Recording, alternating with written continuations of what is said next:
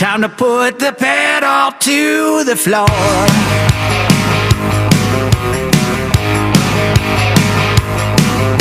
It's loud, live, and local. Oh, time for open mic.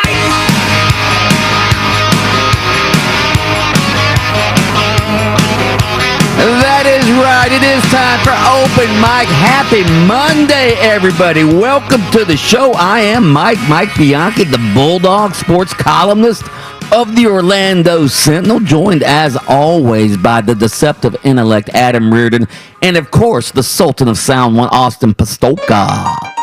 Yeah, Mike, and it's Monday morning, and did I read the email right? Do we have Tampa Bay Buccaneer tickets? We do indeed. It's a Christmas miracle! The Buccaneers, that's right. We are going to give those away. When are we going to give those away, young Austin? When you want to You know, announce the that? sound off is one of my favorite segments, and so that's why I like to. No? What? You didn't read. You obviously didn't read Kravitz's email this morning. I may not have. It's, Yeah, it's Monday morning. I've got a lot of sound I got to collect. Yeah. Sold the sound. He sends these emails out every week. You're actually supposed to read those, young Austin. I will read that during the break. We are going to give those away. We're going to give away the Bucks tickets sometime during the bridge today. Yeah, so you'll like want to I be said, listening during the bridge. Yeah, you'll want to be listening between 8:30 and 9:30 today if you want to win those Buccaneers tickets for the Week 17 game. That's this week, right? The Week 17 game against the Atlanta Falcons. So we appreciate that. They played the Falcons this week. Okay, so Week 7. So they're gonna. No, they're playing the Falcons again though, but not this week. So it'll be 2 weeks away. Gotcha. 2 weeks away are those Christmas Bucks presents. tickets. Yes, Christmas presents. We're going to give those away during the bridge today. By the way, speaking of Christmas, we appreciate everybody who took part in the Buddy Claus is Coming to Town Open Mic Christmas Special on Friday to benefit the Boys and Girls Clubs of Central Florida. Thank you so much for everybody who called in and donated. We raised a lot of money for the Boys and Girls Clubs of Central Florida. Thanks, as always, to Orlando Mayor Buddy Dyer, who played our reindeer games and dressed up as Santa Claus. Thank you also to our presenting sponsor, Academy Sports and Outdoors. We appreciate everything they did. We have a lot to get to today. We have football, and more football. You can give us a call, 407-916-8255. You can tweet us at 969thegame or at thegamejax. You can also text us on our Academy Sports and Outdoors text line, 50857. Remember that Academy Sports and Outdoors taking care of Open Mic, sponsoring our text line as well. All right, we have a lot to talk about. We want to hear from you. Game balls and goop balls, overreactions. We're going to get to all of the big stories, all right? All the big stories, but we like to begin every show with the Open Mic Early Morning Inspirational Quote of the Day. From the great Mother Teresa, who once said, and I quote, "The miracle is not that we do this work, but that we are happy to do it." End quote. Anyone? Well, I would say that means that, Mother Teresa, obviously well-connected spiritually, said that it's not a miracle that people are doing the work. The real miracle is within yourself when you find happiness in helping others versus helping yourself. There you go. It's all in a state of mind. There it is. Right? Almost literally on this one. Yeah. It's all in a state of mind. We appreciate Mother Teresa for giving us that quote. All right. All the big stories we're going to get to, obviously. The college football playoff, the NFL games, the Bucks winning, the Dolphins winning, the Jags losing but winning. They now have the inside track for Trevor Lawrence. We're going to get to that. We're going to get to the bowl games that were announced yesterday. But we're going to start with Saturday night, the Gators versus Alabama. Give me some sound, Sultan. Quarterback Jones looks wide open. There you go. Touchdown, Alabama, wide open to Devontae Smith. There's the snap to Trask on 3rd down and 7. He rainbows the ball down the left side. It's Kadarius Toney with a catch. He's going to go all the way. Touchdown, Gators! Far side. Mack comes to the near side. Makes the grab. Najee spins away from the defense, and he is in for the touchdown. Trask stepping up, looking to throw the ball deep down the right side for Grimes. He makes the catch, beats the defender, takes it down the field, and scores a touchdown! Mack throws it across the middle, slanting towards the end zone. Najee Harris, touchdown! Fires down toward Pitts. He goes up. He makes the catch. Sensational catch in the end zone. Snap to Trask. He's going to try and run it, and he gets in for the 2-point conversion for Trask. It's now 52-46. Quarterback back at the 5, steps up, gets drilled. Yes, sir. He gets mashed. And that is going to be the ball game. 6, 5, 4, 3. They can't snap it. They can't stop it. They can't win it. Alabama wins the ball game. The great Eli Gold on the call for Alabama. The Gators were beaten 52-46 by Saban's Cyborgs. Closer than expected SEC championship game shootout on Saturday night. It was fun to watch that game. But here's my overreaction, all right? My overreaction is this. The fact that the Gators got themselves back within a touchdown in the fourth quarter against big, bad, undefeated Alabama, the number 1 seed in the college football playoff, it was almost, I was on the video teleconference with Dan Mullen after the game, and it was, the line of questioning was almost like, hey, you guys did good to stay so close, and Are we going to be satisfied at the University of Florida, Adam Reardon, with moral victories by staying close to Alabama? Because that's what it seemed like. This seemed like the Gators were sort of celebrating a moral victory here. Well, I think that maybe they were trying to lead them into the idea that they would celebrate a moral victory, because it looked like at the end of the half, when Bama was able to go back down the field and get that touchdown back at the end of the half, you sort of had that feeling like, okay, this could get ugly. That could break a team. But they didn't break. Give them credit. You know what this game started to feel like to me? Early on, it felt like last year's Florida LSU game. You knew you were playing against a historically great team last year in LSU. And you can't afford to drop serve. This is like when Federer plays against Nadal. That first guy that drops serve, that has to punt, that turns the ball over, that guy ends up losing the match. And that's what it felt like to me. Now, credit to Florida for battling back and getting it close in the second half. But moral victories don't get you trophies. They get you pats on the back, and they get a certain number of your fan base to sort of be excited. Winners. But yeah, at the end of the day, this is a win business, not a almost win business. And I don't think, again, Gator Nation, again, I'm on social media after the game. I'm listening to Dan Mullen's press conference. And Gator Nation, I'm sorry, they should not be feeling good just because they covered the spread in the SEC championship game. You should never feel good when your team, as you mentioned, didn't hold serve. They made a bunch of mental mistakes in the first half, stopped Alabama a couple times, but silly penalties kept Alabama drives alive, and they scored touchdowns. Dan Mullen had some clock management blunders in the game. And again, you give up, you score 46 points and you lose. You should never feel good when your defense gives up 52 points, 33 first downs, and 605 total yards of offense. Well, now hold on now. Okay, what? I am staunchly against the moral victory. Mm-hmm. You know me. However, let's not forget who Alabama is. Alabama is the perennial, the team that is above and beyond. They are not just the ruler, they are beyond the ruler. Okay, Alabama is one of the greatest programs in the history of college football, and you lost by 6 points. Okay. There are worse things. Yes, they pulled within a touchdown at the end.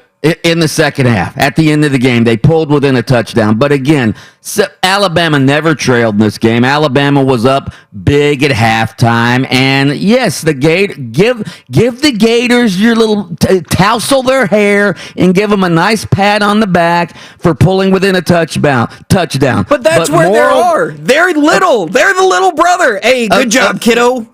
Okay, but Alabama hasn't always been the kings of the SEC. It wasn't that long ago that the Gators and Urban Meyer were the kings of the SEC. That long ago? That was over a decade. Let me get a 20-second timeout on that. It's not that they were the undisputed king, because remember, they had to go through Bama, and every other year they would sort of alternate. So they were co-kings. Right now, there is no question who the king of the SEC is. I agree with that. But moral victories, as I wrote in my column, which you can still read at OrlandoSentinel.com. Moral victories in the SEC are for Vanderbilt in South Carolina. They're not for the Gators to keep it close against Alabama. No. And plus, that's a second straight loss for the Gators. Say what you will. And here's the other thing. If Austin, the guy who loves winners, if you want to give the Gators a moral victory, that moral victory does not make up for what happened last week against LSU. I'm sorry. It does not. In fact, if the Gators had beaten LSU last week and played Alabama close, might they have supplanted Notre Dame in the college football playoff? Might they have? No. No? No. No? No. No, if you were to take the name Notre Dame off and then you just put a different name in there, Like Indiana? Oh, definitely Indiana. But remember this, when we start talking, and we'll get into it heavily, which teams are getting screwed and whatnot. Part of the reason why teams get screwed is because they're not as popular nationally. And for the College Football Playoff Committee and ESPN and anybody who's in that decision-making room, the best financial decision they can make is somehow get Notre Dame into that thing, because Notre Dame brings a lot of eyeballs. And that's exactly what they did. We will get into that story as the show progresses. But up next, my Heisman Trophy ballot is due today. I'm so confused about who to go vote for. Maybe you guys can help me next on Open Mic. Bianchi's got to get a quick workout in. Pump you up. Open Mic. We'll be back in a couple minutes. This is a Safe Touch consumer alert. It's happening again, guys. Those ding-dong do-it-yourself doorbell cameras are having major issues, with a well-known doorbell company recalling 350,000 video doorbells due to fire hazard. This is why I have a Safe Touch home security system, which, by the way, comes complete with a professionally installed and professionally monitored doorbell camera. You don't have to worry about Safe Touch's video doorbell starting a fire or getting hacked, and it will stop those holiday porch pirates in their tracks. You know what else? You're not really saving any money with these do-it-yourself alarm systems. You're only putting your family in harm's way. Do-it-yourself alarms are designed to be installed by anyone, and believe me, if I can install something, that makes it easily hacked, leaving your family vulnerable to the bad guys. Also, these do-it-yourself companies make huge profits by being middlemen between you and some distant third-party monitoring center with no real relationship with local emergency authorities. Safe Touch is a state of Florida company. They were born here nearly 40 years ago. Safe Touch has a relationship with local police and fire officials. So do what I did. Go to safetouch.com for a system you can trust at a price you can afford. Safetouch.com, state license EF233.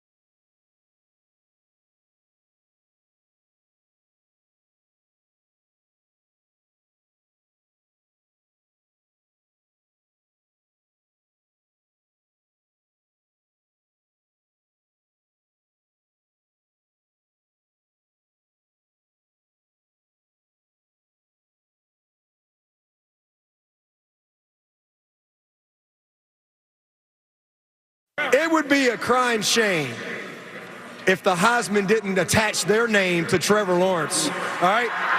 That would be a shame. All right? I know that's become a stat award, but if you watch college football and you don't know this is the best player in the country, I don't know what you're looking at. So to me, the Heisman should want their name attached to Trevor Lawrence. That's what I got to say about that guy.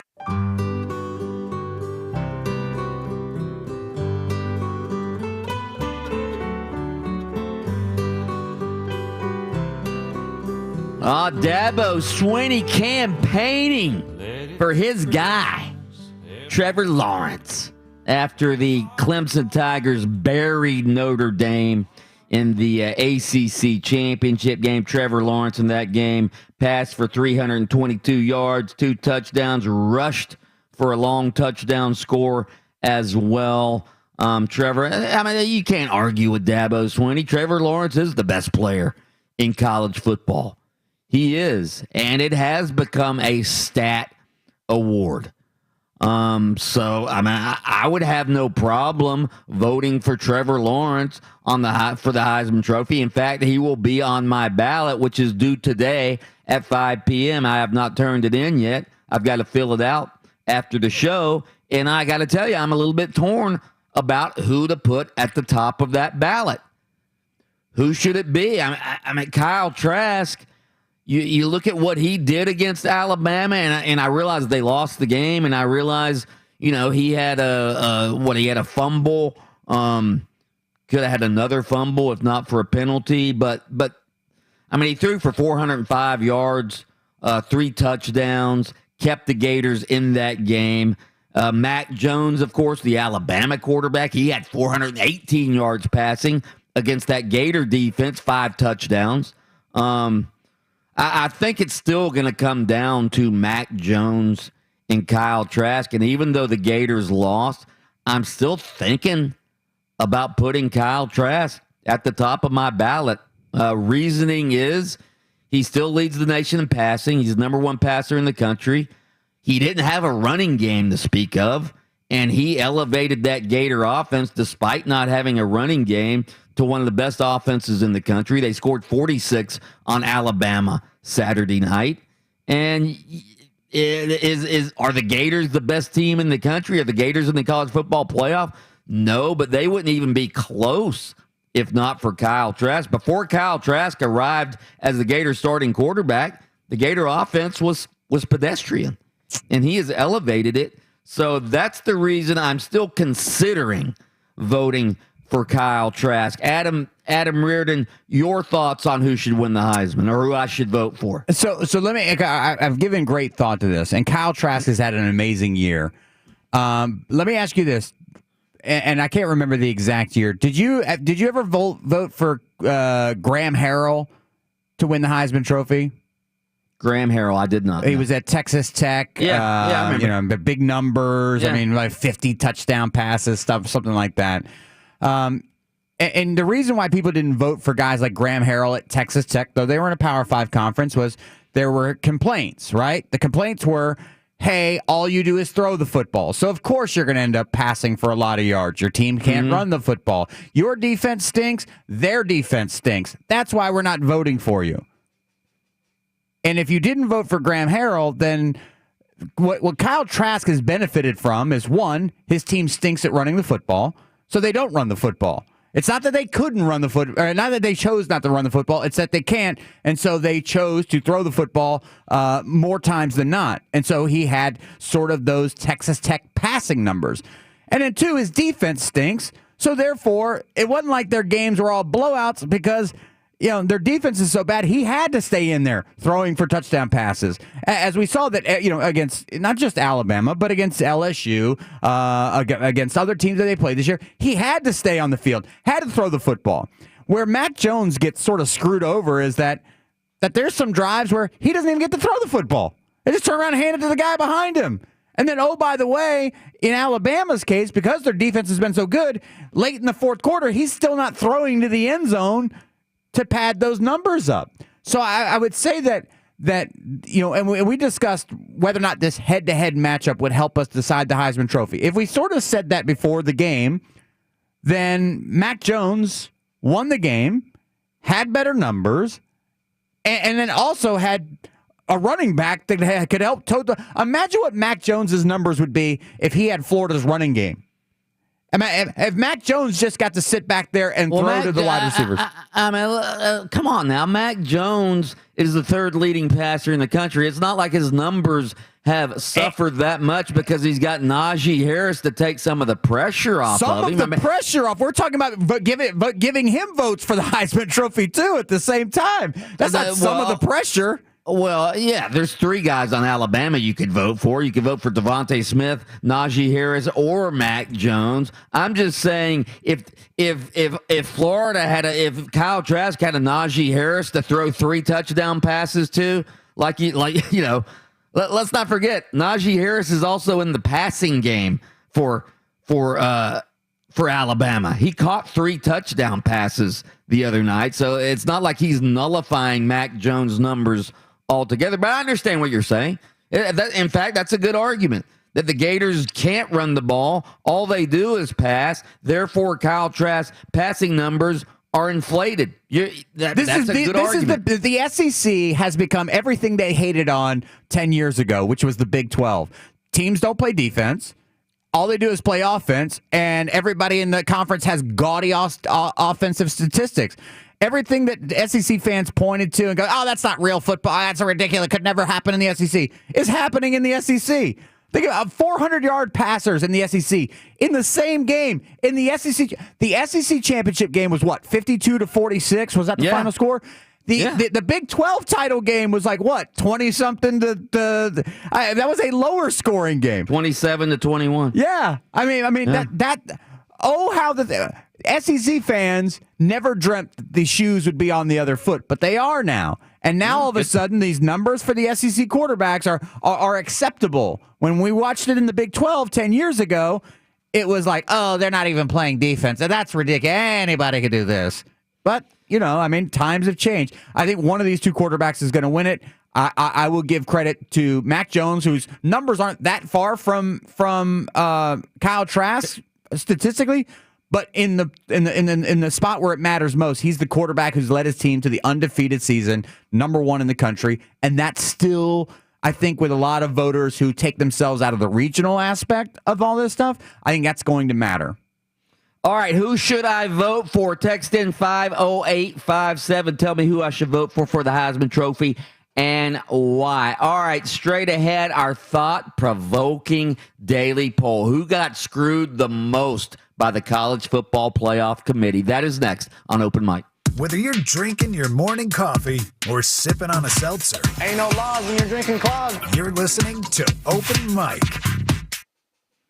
Hey, are you wondering what gift to get for your favorite sports fan this holiday season? There's still time. Let me tell you about my good friend Nancy, all right? She used to run a quilt shop in Winter Garden. That closed during the pandemic. She loves sports, so now she creates sports gifts. She sews them, she quilts them, she makes gifts, all right? These are personalized custom sports gifts for you or any sports fan in your life. Go to nancylovesports.com to browse her personalized holiday stockings, her sports towels, team pillows, gift bags, face masks, and so much more. And let me tell you something else. If you don't see what you're looking for, send Nancy a message and she will work on customizing just the right thing for you. There's still time. Go to nancylovesports.com. Enter the code BULLDOG for 20% off your order. That's Nancy, Nancy, lovesports.com.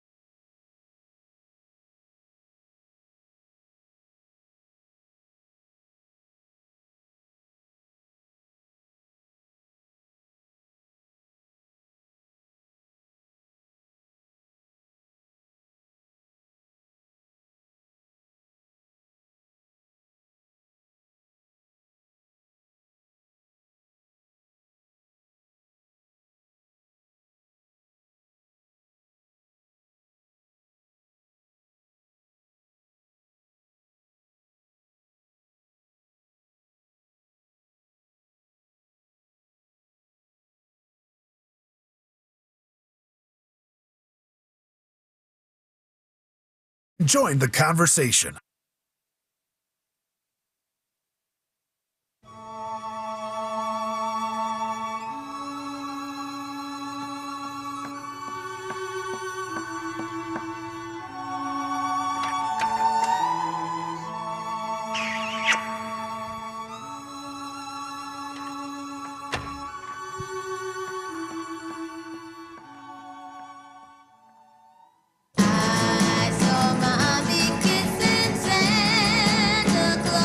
What was Daddy doing when Mommy was kissing Santa Claus? Or was that Daddy? That's the moral dilemma here. Was that Daddy in a Santa Claus outfit? Or was there some other man dressed in that Santa outfit? Or was it truly Santa Claus? That's what has always sort of baffled me about this song. All right.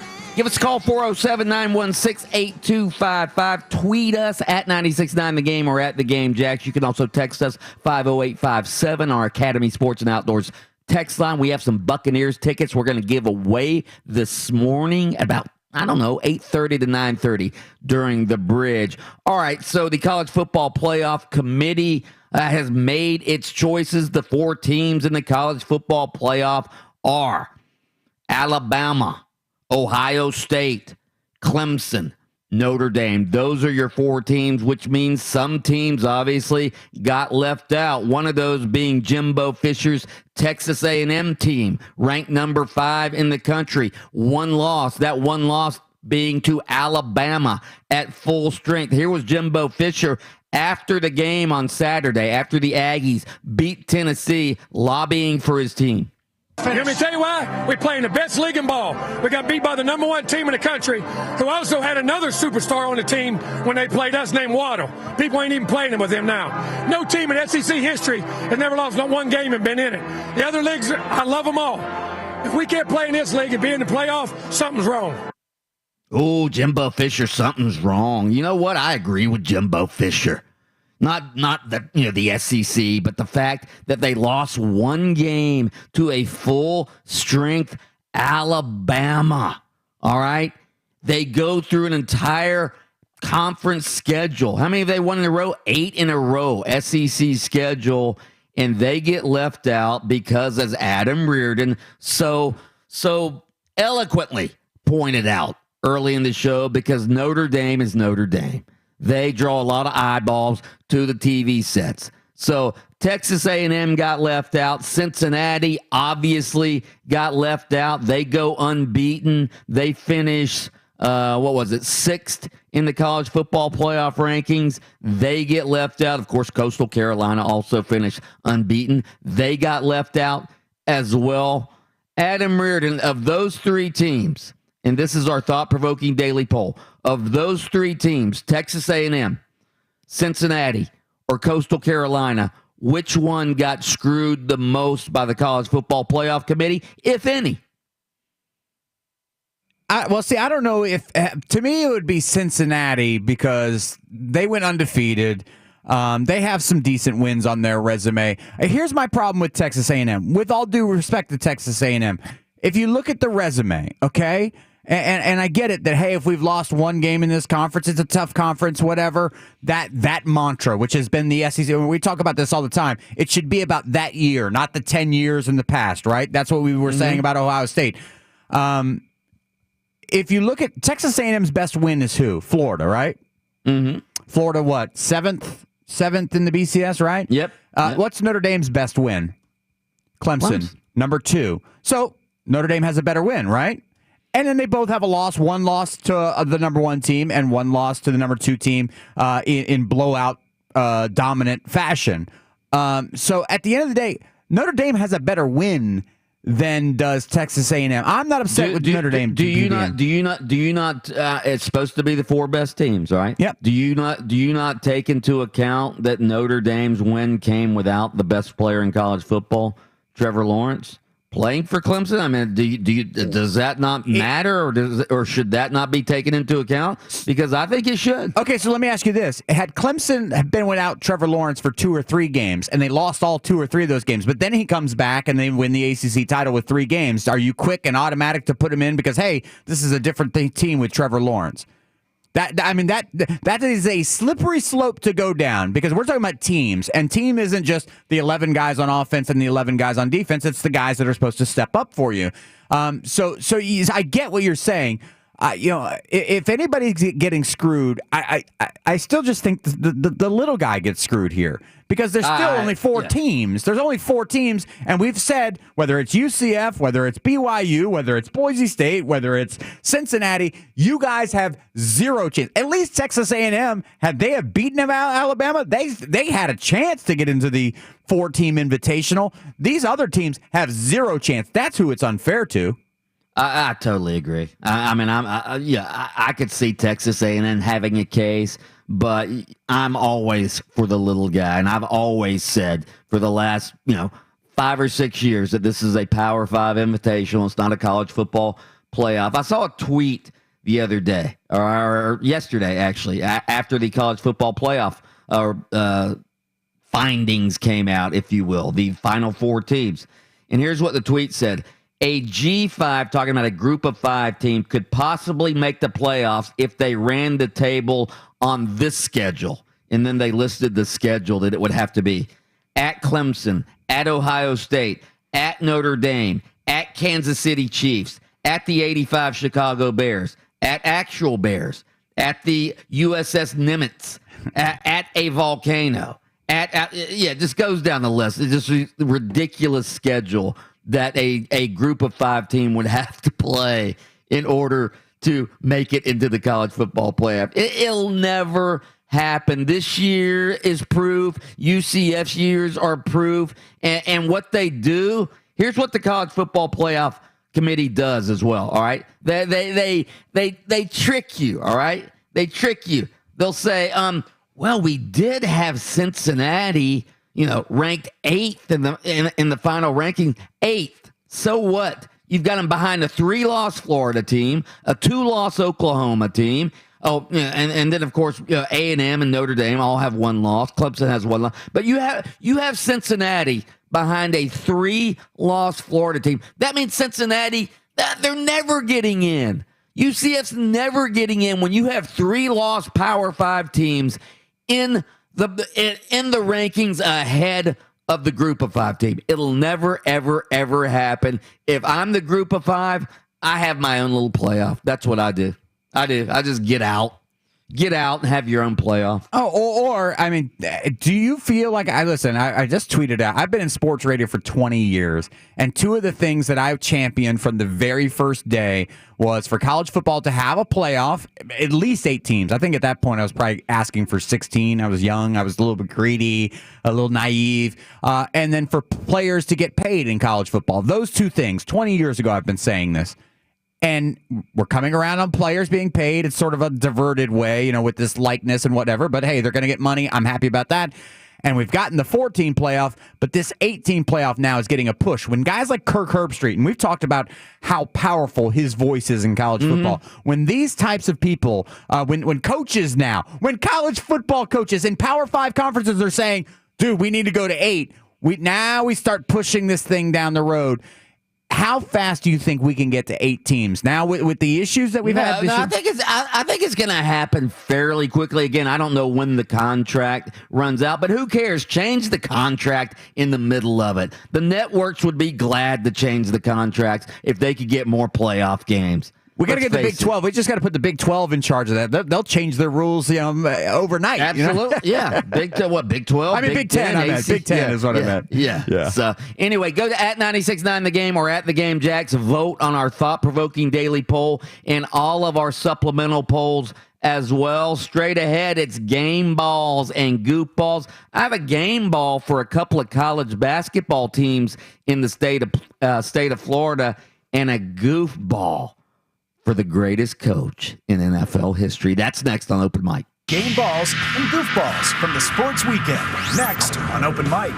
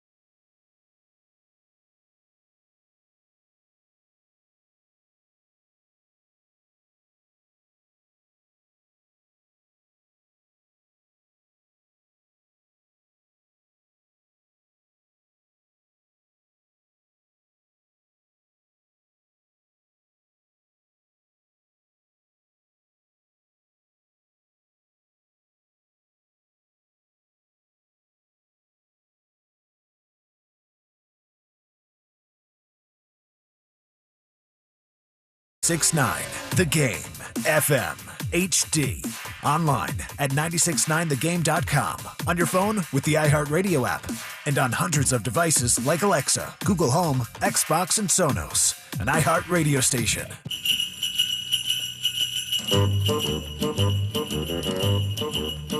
Hey, jingity jing. It's Dominic the donkey. Jingity jing. Hee-haw, The hee-haw. Italian Christmas donkey. Everybody now. La la la la la la la la la la la la la la la la la la. Oh yes.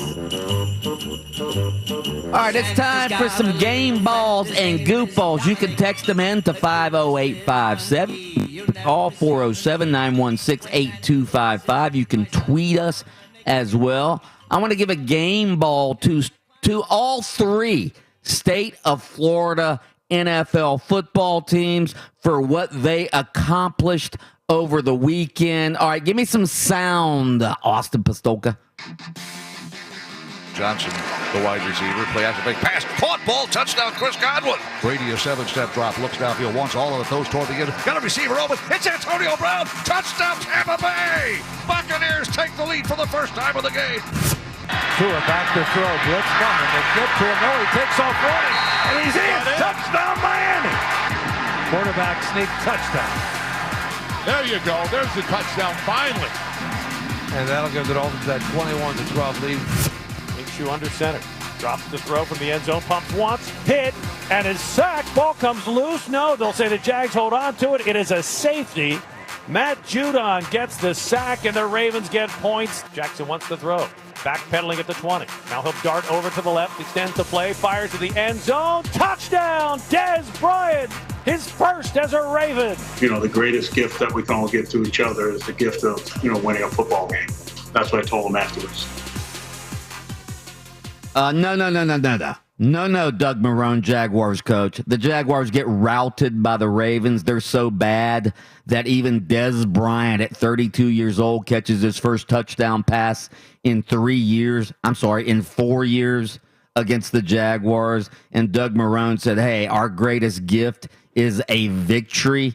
No, your greatest gift to your fan base now, Doug Marrone, is losing your last two games because the Jets actually won a football game yesterday. The Jaguars now have the inside track for the number 1 overall draft pick, a.k.a. Trevor Lawrence. The Jaguars better not win one of their final two games. In fact, I'm suggesting that they start their kicker at quarterback from here on out. All right. Whoever the kicker is, I don't even know his name. Austin, do you know the kicker's name for the Jacksonville Jaguars? Something Royos? Something Rojas. Yeah, something like that. Yeah. Yeah, something Rojas. They should start him at quarterback for their last two games. So kudos to the Jaguars. They get a game ball. I have a quick question. What? So we've talked a lot about how Trevor Lawrence is... not that he's anti-Jets, but people are anti-Trevor Lawrence to the Jets because they're an awful organization. Are the Jaguars a better organization? No, and they're in a smaller market, so no. Okay. No, the Jaguars. I was just curious if that's a better situation for Trevor Lawrence. Yeah, the Jaguars are no better. He wasn't threatening like, hey, I'm not going, I'll come back for another year if the Jets draft me to end up in Jacksonville. That's for sure. This could be another San Diego, New York, Eli Manning situation. Yeah. As much as I would, I'm a Jags fan. As much as I would love to see Trevor Lawrence in Jacksonville, if I'm Trevor Lawrence, if I had my choice between the Jets and the Jaguars, it'd probably be the Jets simply because it's in New York and you could be Broadway instead of Broadway Joe, you could be Broadway Trevor with the New York Jets. I mean, so, it'll be interesting to see what happens. But the Jaguars do have the tiebreaker because they have the weaker schedule. Both teams now, the Jets and the Jaguars, have one win, but the tiebreaker is who has the weaker schedule, and the Jaguars have the weaker schedule. Therefore, they would win the tiebreaker if they lose their last two games. You also heard in that montage, Antonio Brown catches his first touchdown pass in, 2 years? All right, Antonio Brown catches a touchdown pass for the Bucs as the Bucs rally from way back to beat the Falcons yesterday. Also, the Miami Dolphins, you heard them. They ran over the New England Patriots yesterday. What'd they have? I'm looking at their stats here. What'd they have? 200 and something yards on the ground? Did the Dolphins? Wow. Here it is. They had 208 rushing yards against the New England Patriots. Why is that significant? Because the Dolphins are the worst rushing team in the league, all right? I don't even know who this guy was that ran for over 100 yards for the Dolphins. 120, who was it? 122 yards for Salvon Ahmed. Do you have a Salvon Ahmed highlight for me? Ahmed takes the handoff. There he goes. Ahmed did not get there. Yeah, he did. He snuck in. He went through that pile. They didn't even say his name right. Well, maybe they said it right and I said it wrong. Yeah. I'm mean, sure they said it right. It's spelled Ahmed, Ahmed, but I guess it's Salvon Ahmed. Okay. So good for Salvon Ahmed for running for 122 yards, and a game ball also for the Dolphins for knocking the Patriots out of the playoffs for the first time since 2008, 12 years ago. Somebody asked Bill Belichick about not making the playoffs. Belichick, what do you have to say? With this loss, you guys were eliminated from playoff contention, first time since 2008. Just wondering your reaction to that. Yeah, well, disappointed, but we didn't deserve to win today, so. Classic Belichick. Disappointed. Didn't deserve to win today. 2008, the last time the Patriots missed the playoffs. The Patriots, by the way, are going to finish 500 or worse for the first time since 2000. In 2008, if you'll recall, when they didn't make the playoffs, they were 11-5 with Matt Castle quarterbacking the New England Patriots after Tom Brady went down early in that season with a knee injury. So, yeah, this is the worst Patriots team at least since 2000. Wow. Game ball to Clemson coach Dabo Swinney and Notre Dame coach Brian Kelly for taking a stand over the weekend before the actual conference championship games were played. All right. Dabo Swinney and Notre Dame coach Brian Kelly both said how ridiculous it was for one of the college football playoff semifinals to be held at the Rose Bowl, where no fans are allowed because of California's COVID-19 protocols, which means the families of the players wouldn't be allowed to watch them play in the college football playoff semifinal. Here's what Brian Kelly had to say about that. I'm not sure we'll play in the playoffs if parents can't be there. Why would we play if you can't have the families at the game? So a bowl game, yeah, we would opt out. If you can't have families at bowl games, I mean, why would you go to a game where your families can't be part of it? What's the sense of playing a game, in an area of the country where, you know what I mean, nobody can be part of it? Sounds like he knows he's got an early exit out of the playoff anyway, so he doesn't care if he's going to play or not. That was Brian Kelly. Dabo Swinney had this to say. You try to have fairness for the 4 playoff teams. There's plenty of venues where you can have fans and have an atmosphere for these kids who've worked all year. You certainly can have your families. I think it would be really sad at this point to be in a playoff game and these players' families couldn't be there.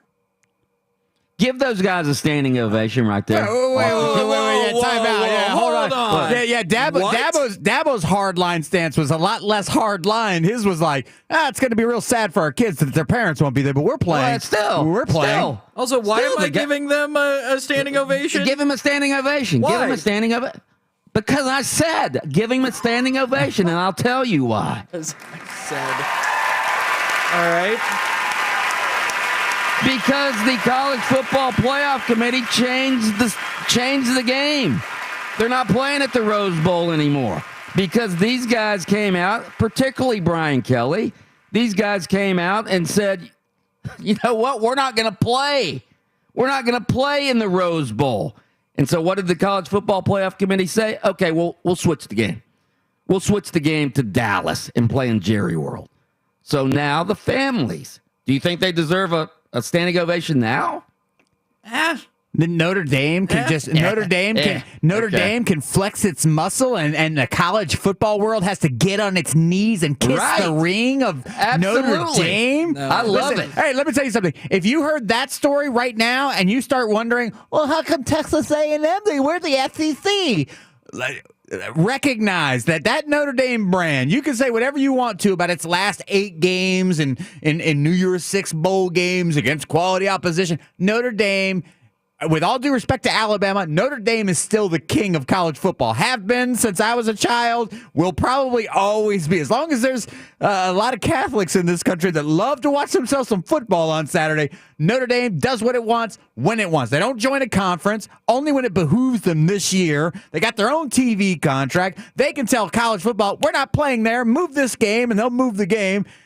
If you're sitting around still wondering why Texas A&M didn't get in, or it's because Notre Dame's around, okay? And they are the big boy of college football. First of all, that's a bunch of malarkey, all right? Notre Dame's not the king of college football. You could have had any of the 4 teams in the playoffs. Say, if Nick Saban had said the same thing, college football would have got down on bended knee and kissed his many other rings as well. Dabo Swinney, even Ryan Day, who's not a storied coach. If Ohio State says we're not going to play in the playoff, if the families can't be there, they would have changed it. And I give Brian Kelly a lot of credit, though. He came out strong. He came out strong and said we might not play.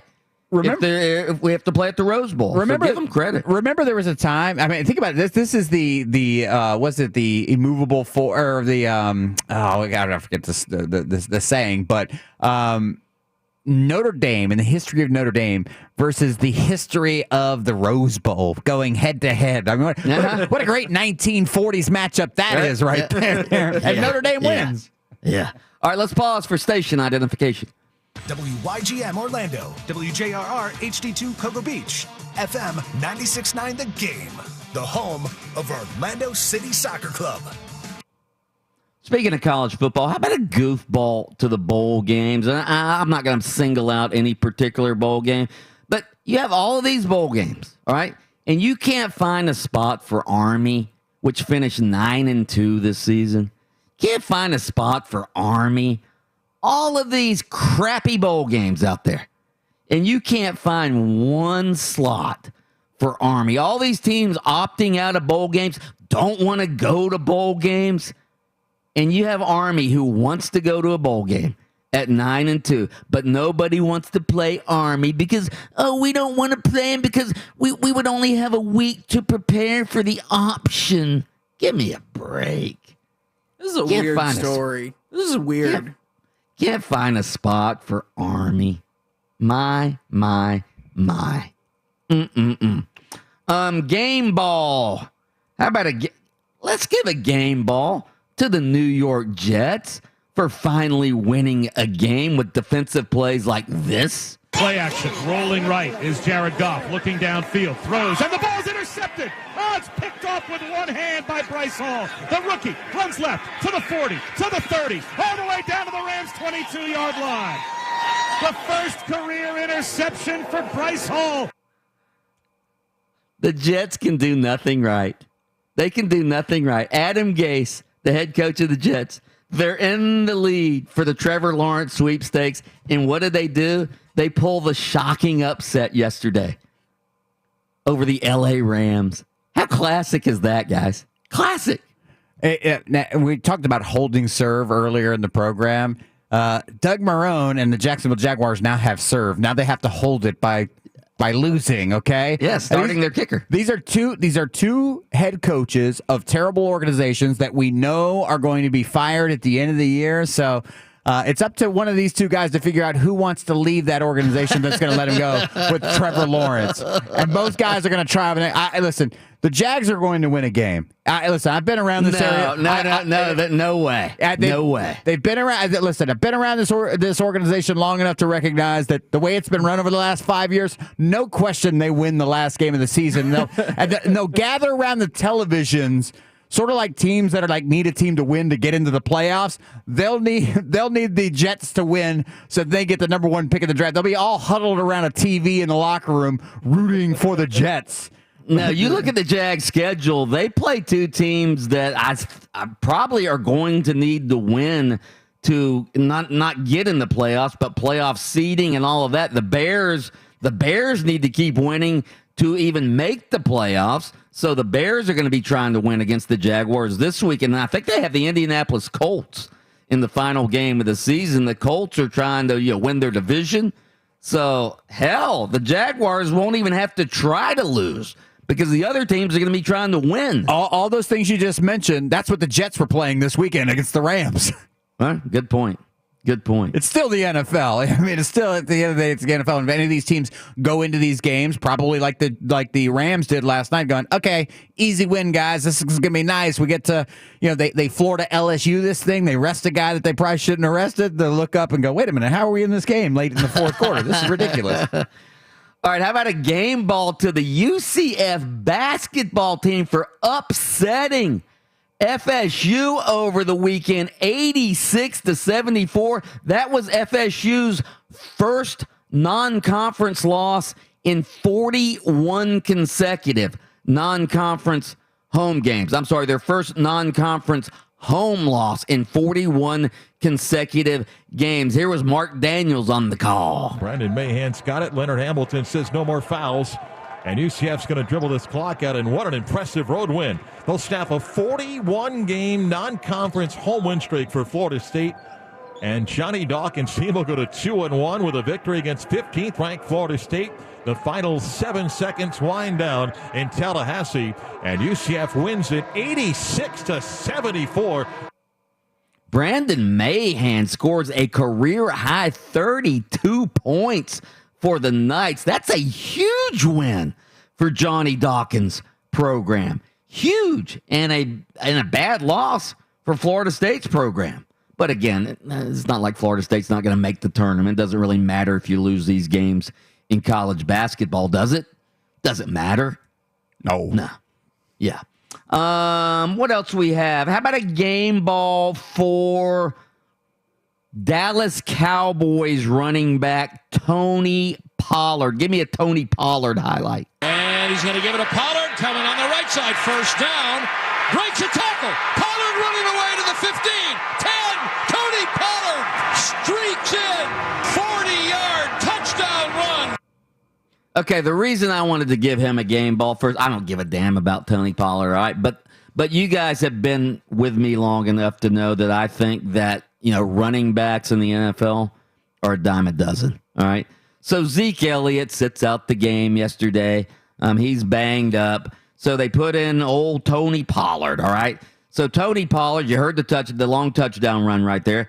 12 carries, 69 yards, 2 touchdowns, caught another 6 passes for 61 yards. So he has a game that better than Zeke Elliott's had probably over the last 4 or 5 weeks.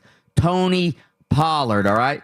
I told you about the Dolphins running back earlier in this segment, the undrafted rookie Salvon Ahmed, all right, who ran for 122 yards for the Dolphins. Why do people fret about getting a running back early in the draft? I really, the Jaguars and their undrafted free agent running back, James Robinson.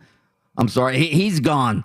He's gone over 1,000 yards this year. Why do you need a big-time, high draft pick running back? You just don't. Yeah, you don't need him anymore. I think that as we look around college football right now, I'm trying to think. Najee Harris is probably the best running back in the country. You got Etienne from Clemson. Etienne as well. But I mean, there isn't the Saquon Barkley anymore. And Alabama had a run where Alabama's just they've got an NFL offense in waiting. They got to wait 3 years before they're eligible to go to the NFL. So maybe they're the team, but NFL offenses have sort of gone away from that. There was a time where it made sense to draft a running back because that was going to be your workhorse. That was going to be the load carrier guy. Now it's more about, short passing game and, getting the ball out, athletic quarterback. The NFL has changed so much in the last 10 years that the Kyler Murray. Now I'm watching a highlight of Kyler Murray and Jalen Hurts. Those two guys would have had a 5% chance of getting drafted 10 years ago because we'd have looked at them and gone, too small. No, this is a run. Hold all that running. They won't hold up in the NFL. Absolutely. And now, believe me, I was one of those guys that believe that. Give me the pocket passing. Give me Joe. I'll take Joe Flacco over Kyler Murray any day of the week. You said that 10 years ago, and everybody's like, "Yeah, man, I agree. Look at the size of his hands. You're right. Yeah, that's exactly right." Now people would look at you, and you'd be crazy to say that. But that's where the NFL is, and we don't mention drafting running backs. We need an athletic quarterback. We need good receivers. We need the most important thing you can be as a running back nowadays is a receiver out of the backfield, more so than being a Leonard Fournette who you think is going to get you 4 to 5 yards per carry because that guy doesn't exist anymore. Speaking of running backs, as much as I don't think Ohio State belongs in the college football playoff, I mean they barely beat Northwestern on Saturday in the Big Ten championship game, 22-10. Northwestern actually jumped out to a lead in that game. But this Trey Sermon, the Ohio State running back, you see what he did? Preach. Yeah. 331 rushing yards. 331 rushing yards Trey Sermon had against Northwestern. That's unbelievable in big-time college football. To have 331 rushing yards? That's incredible. First of all, Mike, you forget that I'm a Miami Hurricane fan, and I watched 2 running backs do that against us, against North Carolina when they both did it. Or at least it felt like it. By the way, I want to give credit to Austin Pistolka, who, when you said his name, he said preach, and we thought he meant like, oh, just tell us about sermon, preach, get it? There it is. It took me a while. It took us. It flew under the radar, but I wanted to give credit to the play on words. I know we're big play on words folks around here, but that one got past our radar. Well done. And listen, and that guy was spreading the gospel on Saturday of the run game. Of the run game. No, he's a transfer from. I heard the broadcasters say Oklahoma and Oklahoma State, so I'm not sure which school he transferred in from. But that's pretty good when you can get a transfer in from a Power 5 conference. They can bust off three bills for you in a championship game. 331 yards. But Ohio State, in my opinion, is the team that should have been left out of the playoffs in favor of Cincinnati or Texas A&M. Wait, or not Notre Dame? Not Notre Dame. No, Ohio State. What? Yeah, people are still upset about the 6-game schedule. 6 games, their resumes not on a bad league. Resume not good. Barely beat Northwestern in the championship game. What was the score of the Notre Dame game? If I forget, what was the Clemson Notre Dame? What was that score? They drove Clemson. Notre Dame got to know, by the way, but Yeah, Notre Dame got drilled by Clemson. But the win over Clemson is what got Notre Dame nullifies. Nullifies the loss of Clemson. Yeah. Mm-hmm. All right, straight ahead, it is time for Sound Off. We're going to hear all of the notable notes and quotable quotes from the sports weekend. That's next on Open Mic. Open Mic. We'll be back in a couple minutes. Who has the best radio show in town? Come on, Nick. Tell us. I'm not going to, so quit asking. Well, who has the best home security system in town, Nick? I'll tell you who. It's Safe Touch, all right? Safe Touch, unlike these do-it-yourself ding-dong doorbell cameras, Safe Touch has no issues, all right? One of these ding-dong do-it-yourself doorbell cameras already having major issues again, recalling 350,000 video doorbells due to fire hazard. That's not 350. That's 350,000 video doorbells. This is why I have a Safe Touch home security system, which comes complete with a professionally installed and professionally monitored doorbell camera. You don't have to worry about Safe Touch's video doorbell starting a fire or getting hacked, and it will stop those holiday porch pirates in their tracks. You know what else? These do-it-yourself alarm systems, they don't really save you any money. They only put your family in harm's way. Do-it-yourself alarms are designed to be installed by anyone. And if I can install something, you know what that means? It means it's easily hacked and easily bypassed. All right, so do what I did. Go to safetouch.com, get a system you can trust at a price you can afford. That's safetouch.com, state license EF233.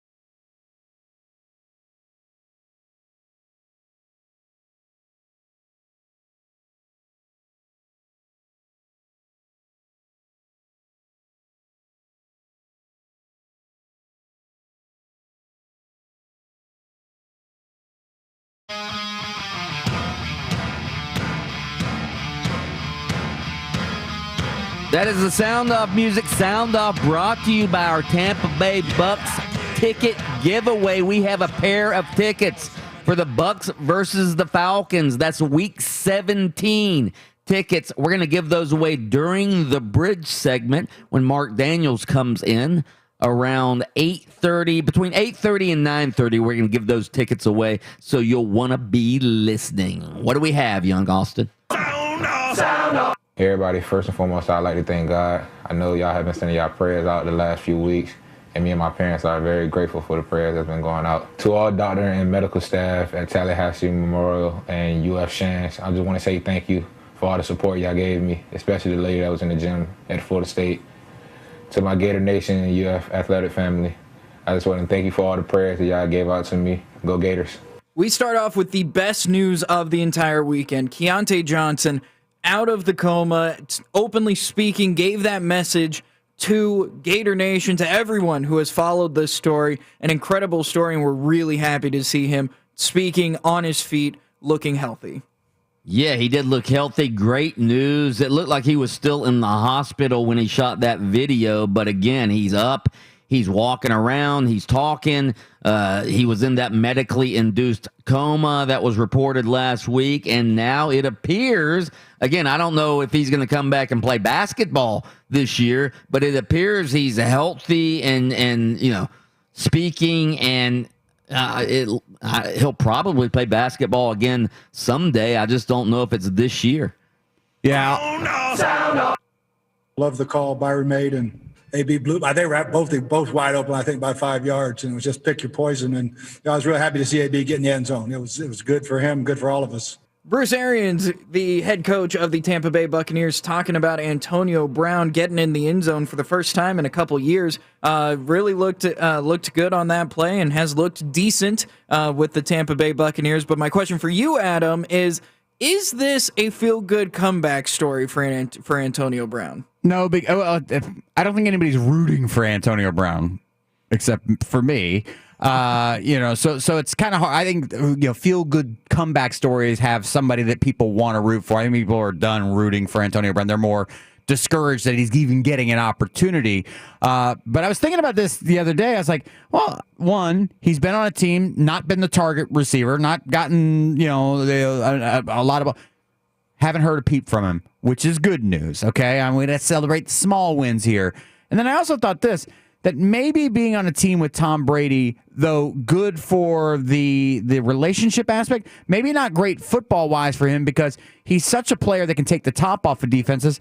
Tom Brady can't take the top off of defenses with his arm anymore. Maybe in a different place, Antonio Brown would have a little bit more impact with that team, in the future. But I think he's sort of rebuilding his image, rebuilding his viability for the rest of the league. And he caught a big touchdown pass, the go-ahead touchdown pass in that game yesterday, in a game that the Bucs needed to win.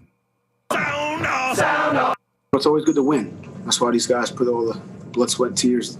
That's why they prepare so hard and practice so hard and lift the weights. And not so much for me, but for this team and these players and what they put into, the effort they put into trying to go out there and execute. I'm just happy for these guys. But, we're just going to take this one game at a time and continue to prepare the right way and continue to try to improve every day. And, but honestly, for the Dolphins fans, we got great fans, people who are lifers. And I'm happy to bring some joy into their well, we are happy, I should say, bring some joy to these guys, to our fans. They deserve it.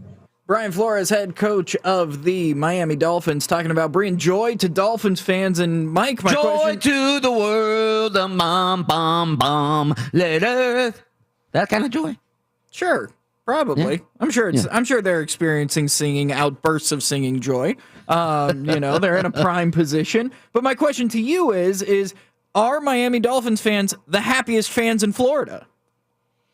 Are Miami Dolphins fans the happiest fans in Florida? That's a good question. I think Jaguars fans are pretty happy now that they have the inside track for Trevor Lawrence, but not as happy as Dolphins fans. So you're just talking about football fans? Yes, just football fans.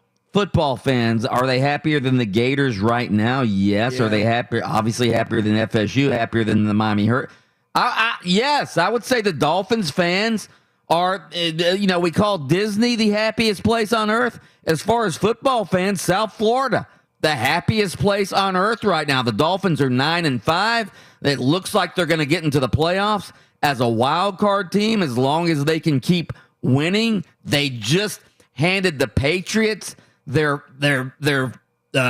just sent the Patriots back home. The Patriots aren't going to make the playoffs for only the second time since 2008. The Dolphins run the ball yesterday, which is something they haven't been able to do all season long. And again, beating the Patriots always makes you happy. So yes, Dolphins fans, the happiest fans in the state of Florida.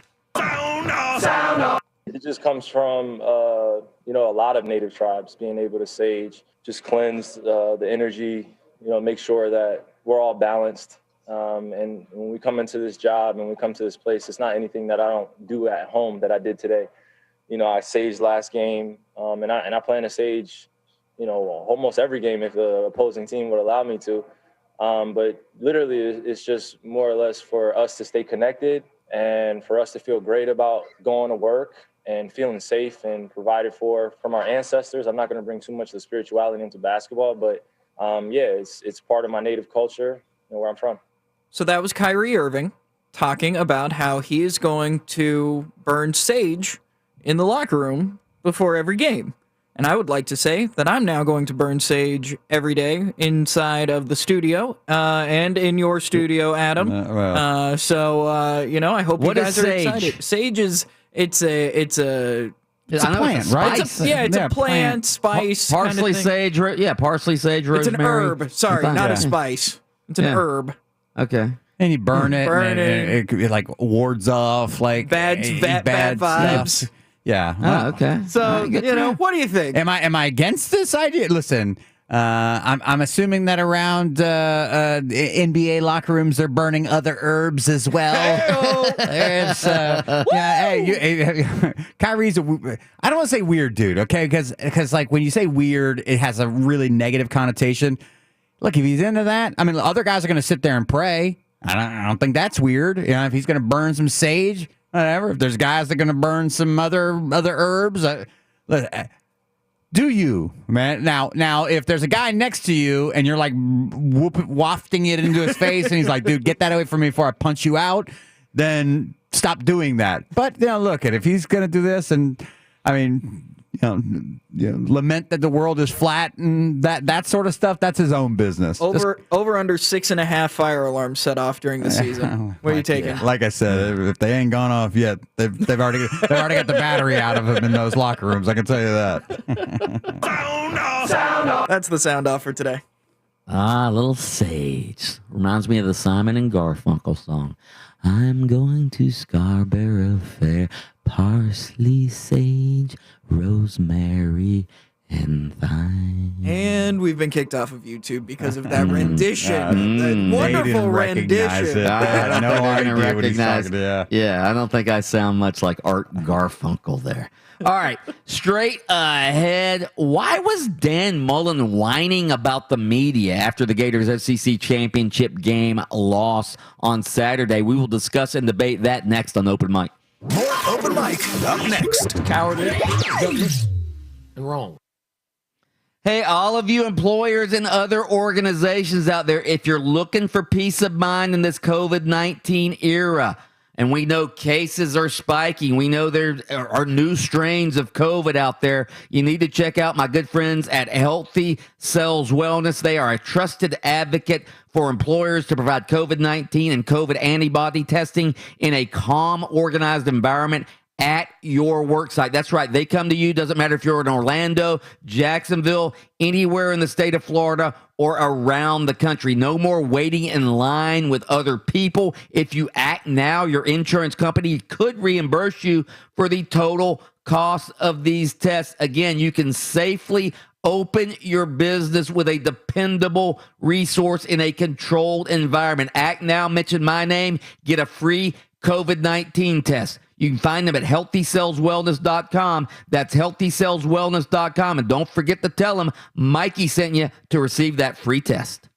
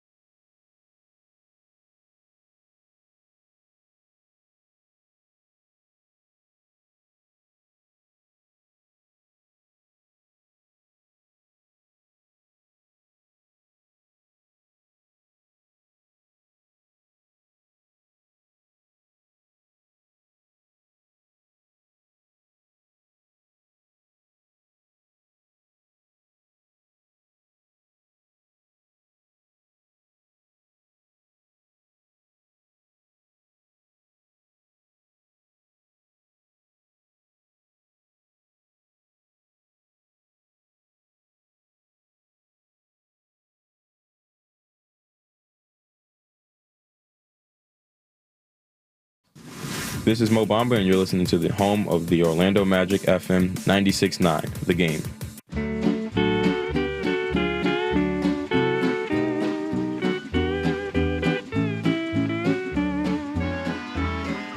Melikilikimaka is a thing to say on a bright Hawaiian Christmas Day. Sing it, Bing Crosby. That's the island greeting that we send to you from the land. Somebody just texted in, overreaction. UCF should host Army at Spectrum Stadium in the Army Bowl. The Black Knights at home are at the home, call up a team and make it happen. UCF's already got a bowl game.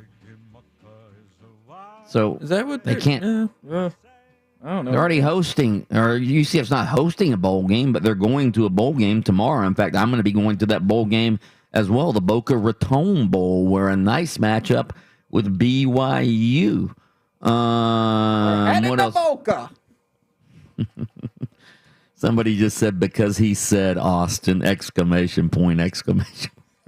They're talking about the standing ovation where Austin was fighting me. I will fight you on all standing ovations. I only hand out standing ovations to those who are worthy. You hand them out like you're Oprah. You get a standing ovation. You get a standing ovation. I fight for the integrity of these standing ovations. So Brian Kelly didn't deserve a standing ovation for making the college football playoff committee bow down and kiss the ring? I'll say Brian Kelly deserves one because he took a hard line of we will not play in the playoffs, even though he said we might not. We might not. It was but I'm going to say Dabo Sweeney doesn't deserve one because he was even more lax than Brian Kelly.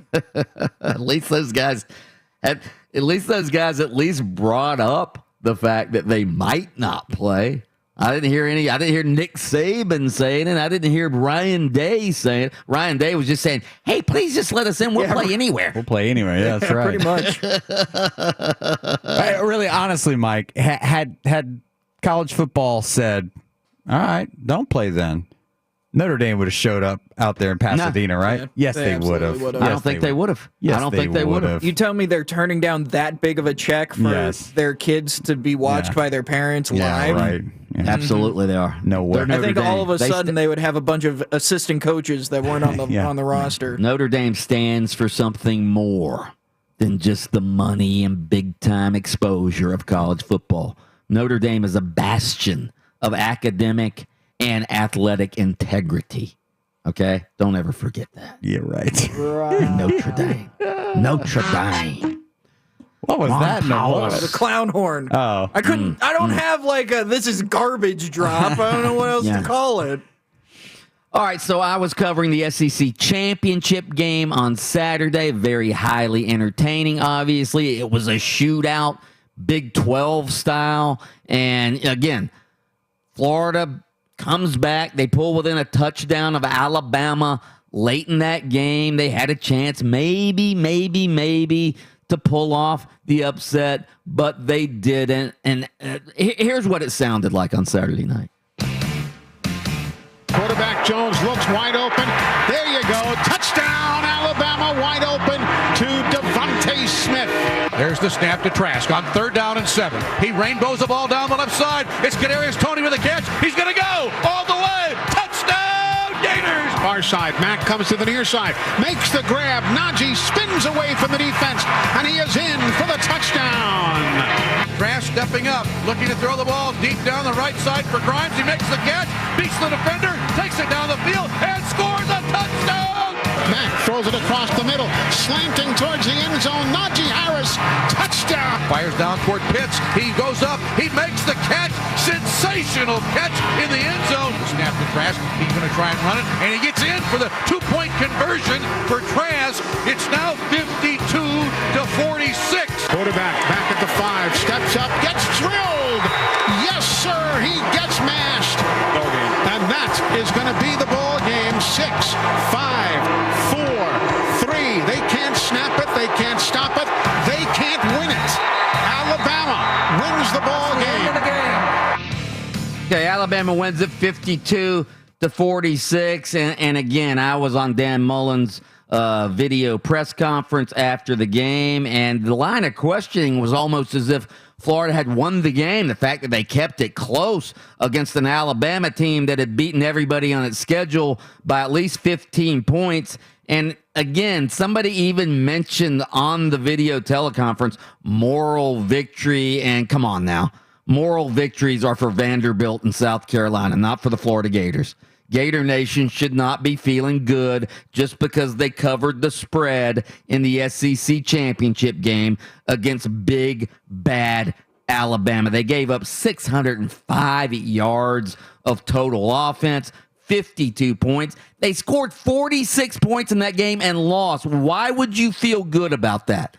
Why would you feel good? Because they were taking on, the greatest football team in the country. Whatever. Oh, whatever. You're the Gators. You're the Gators. You've been to the mountaintop. You've been to the top of the SEC. You're not there to just play it close. You're since Dan Mullen's been there. I mean, this is Dan. This is another step on the ladder for Dan Mullen to get Florida to where it should be. You're right. You're right. Getting to the SEC championship game is another step on the ladder. But again, you shouldn't feel good because you didn't take the next step and win the SEC championship game. Hell, we don't even know if they'll be back in the SEC championship game next year. They're going to have to go through it all again, get past Georgia, all of that. But I want to talk about Dan Mullen after the game. He was a bit prickly, if you will. He was, and again, I don't even know what he was ripping the media about. But here was one of his audio clips after the game. Get back here and get another shot at him next year, or whoever is here from the West. I don't want to you guys all freak out. I'd just trash talk to everybody else on that side of the league. I want to get back here and take a shot at whoever comes from the West next year.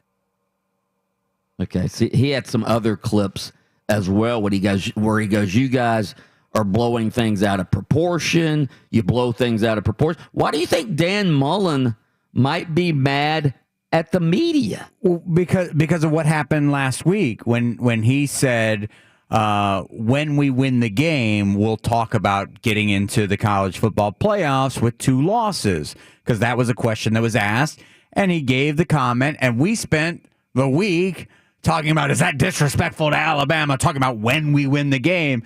And well, actually, we only spent Friday discussing it. But we didn't spend the whole week. We spent Friday talking. And it wasn't like it was that bad of a comment. In fact, he was getting commended for in some places. And that's the other part too. Dan Mullen has put himself in a position where anything he says that's got a little wiggle room to sort of paint in a negative light, people are now going to take that liberty because of what he did earlier in the year, the things he said earlier in the year about packing the swamp and what he had a couple more throughout the year. But he started the melee against Missouri. That part, but as far as his comments, as far as his words being in his mind misconstrued to be used against him. He sounds annoyed by that at this point. Now, again, that's coming off of a loss and a disappointing loss, so maybe he was a little bit sensitive at the moment and just sort of caught himself. I don't think this year, as Austin said, Austin said that the Gators took the next step this year under Dan Mullen. They may have on the football field, but I don't think this has been a good year for Mullen PR-wise. I really don't. I think Dan Mullen has gone from sort of the goofy, beloved Dopey coach. Dan. A rival fans call him Dopey Dan because he's kind of like goofy, weird, uncle-y. Yeah, but he's gone from that to sort of the despised Dan, if you will. He's gone from Dopey Dan to despised Dan, in my mind, with a lot of college football fans. Would you agree with that? Yeah, no, he's gone from the uncle that's kind of like does the trick with his thumb where he shows the kids look how my thumb's coming off, kind of dopey, goofy, kind of funny, to his comments about the masks and all that kind of stuff turned him into that uncle who wants to tell you about all the conspiracy theories at the dinner table. Hey, are you gonna eat that chicken? You know how many steroids? Don't eat that. And they slap you they'll slap food off the table. And you're like, dude, Mom, why do we invite this guy over here anymore? He's kind of strange. He's kind of lost the luster of the fun uncle. and turned into like kind of the conspiracy weird uncle. He's gone from the fun uncle to the weird uncle. Yeah, the cranky uncle's what Yeah. he's become. Now he's become cranky. Yeah. All right, straight ahead, we will get to your phone calls, get to NFL action. What about the Jaguars now? They are on the inside track for Trevor Lawrence. We will get into that next on Open Mic. This is Markel Folks of the Orlando Magic. When it comes to sports radio, Open Mic is my number one overall pick.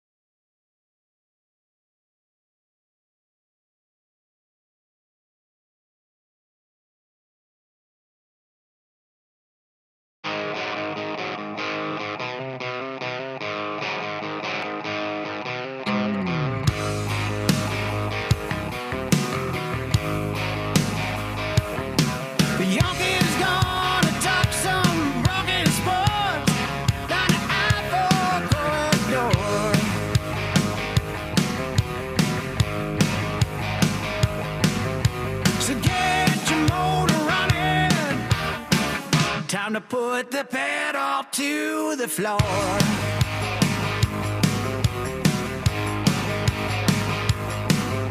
It's loud and live and local. Oh, time for open mic.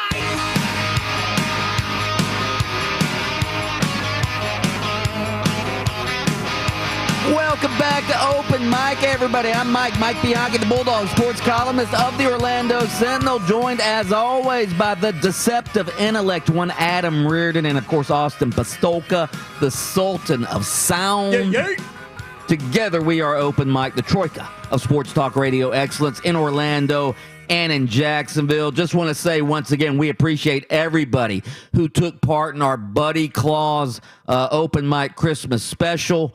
On Friday, we raised a lot of money for the Boys and Girls Clubs of Central Florida. Thank you especially to Orlando Mayor Buddy Dyer, who played our reindeer games and dressed up as Santa Claus. Also, thank you to our presenting sponsor, Academy Sports and Outdoors. Again, and all of you who called in and donated during our telethon on Friday morning. Thank you also to Adam Reardon and Austin Pastolka for carrying the show from back in the studio because we were having some technical difficulties on location. So I appreciate what you guys did as well on Friday to make that show a success. Thank you, guys. You're welcome. You can call us transitional to I didn't think this one through. Austin, you know what? Austin, give you and Adam a standing you know ovation. what? Oh, my You know God. what? I will. I'll allow it. I'll allow it. Of course you will. Oh, now all of a sudden we're real liberal with the standing ovation. More for Adam than for me, of course. Oprah over there on the button all of a sudden. We all get a standing ovation. Okay, enough of the standing ovation. Oh, man. He let that run for a while, too, didn't he, Mike? Let that one go. Yeah. By the way, we have a pair of Bucks Falcons tickets for the Week 17 game between those two teams. We're going to give those away during the bridge. During the bridge, which starts at 8:30 a.m. and runs till 9:30 a.m. The bridge, of course, is the bridge show between our show, Open Mic, and Mark Daniels' show, The Beat of Sports. So 8:30 to 9:30 is the bridge. We will give away those Bucks tickets. Then, do we have Tennessee Mark on line one? Yeah, we do. Tennessee, what is up? Happy holidays. Happy holidays to you. All right, game ball goes to Derrick Henry for launching another player into orbit. Yeah. yesterday. Oh, my God. What a beast. He's unbelievable. I know, he's freaking getting off. And then we're going to stay in the state and give the goofballs. The goofballs is in Knoxville. Former, Pruitt, the Liberty Bowl committee allowing Tennessee to play in a bowl game with 3 losses, and then Pruitt and Fulmer come out and say, well, we didn't really have practice. We couldn't scrimmage each other and all this stuff. Well, everybody in the freaking nation was in the same circumstance, you morons. Jeez. Don't you mean 3 wins, not 3 losses? Yeah, well, 3. I wish it was the other way around, but obviously 3 losses. Hey, they're stupid. I don't know what they're drinking in Knoxville, but it's fire water or something. I don't know. Yeah, drinking some of that George Jones White Lightning. Woo-hoo-hoo. Little Pappy's corn squeezing is what they're drinking up in Knoxville, Tennessee. Did you just call it all right. corn squeezins? Yeah, Pappy's corn squeezins. Mighty P. That is the Mighty grossest thing I've ever pleasing. heard. Well, you never heard that? Corn squeezins? No. Mighty pleasing. Pappy's corn squeezins. Woo, White Lightning. Famous George Jones song right there. Gotcha. All right, we have found the Dan Mullen clip where he was really whining at the media. Here was that clip Saturday night. We just played this game, so I know you want to go run with everything, and you guys like to blow things way out of proportion and everything. But that was really the last time this team will play together. Okay, I imagine whatever holds the future holds. I imagine that this team as a whole of how it is will be the last one played here. You guys, I know you want to run and make stuff up all the time, so go do that if you want. But there you have it. That's it. What is he talking? What is he talking about? Okay, and listen, I just 2 seconds ago I had his back because I was like, okay, everybody took his comments and then spun it a little bit. What is he whining about? Making The media stuff has up. been. The media has been kind to Dan Mullen. Yes, There's fake news. There's fake news. I don't understand what he's talking about. Making things. Well, we didn't make up the fact that you said let's pack the swamp with 95,000 fans during a pandemic. You said that. We didn't make it up. We didn't make up saying, "Hey, we should have the ability to practice on the day we all go vote." We didn't make that was up the either. other dumb thing he said this year. And he's had a few. And here, let me go all the way back to the "let's pack the swamp," because remember we had the discussion, and Mike, you asked, do you think he'll sort of backtrack on that? And I said yes. I said, given some time, before he gets to his president, he will walk that back, and he didn't. He doubled down, and then it just sort of his. They got to the SEC title game, which thankfully, imagine had they had lost to Georgia and been year 3, no SEC East title berth, all these stupid comments, and then this petulance, during this press conference or during a press conference at the end of the year, that whininess. Oh my God. Then it'd be really, really bad. Now he got to Atlanta, and to me, that was always going to be the check mark he had to make this year. He got it, done with that. But yeah, the love affair for Dan Mullen and the thing we sort of embraced, or a lot of people embraced, was the kind of quirky, goofy, dopiness, charismatic guy. That's gone now. That you're right. That's gone. And the way let me say this about the media, and guys like Barry Bonds learn this. Ain't the ones you want to pick fights with, because I forget who said it, but the pen is mightier than the sword. It's not like a media member is going to go out there and fight in the parking lot. They're going to go, okay, I just keep writing.